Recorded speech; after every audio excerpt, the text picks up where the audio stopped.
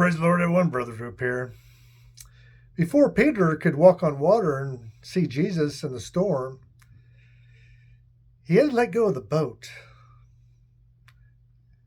He had to get out of the boat in a storm and then let go. That took quite a bit of faith by itself.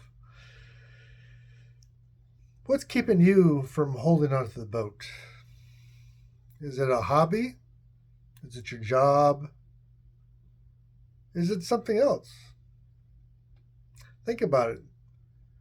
You want a bigger relationship with Jesus. You want to walk with Jesus in the storm. You got to let go of the boat. God bless you.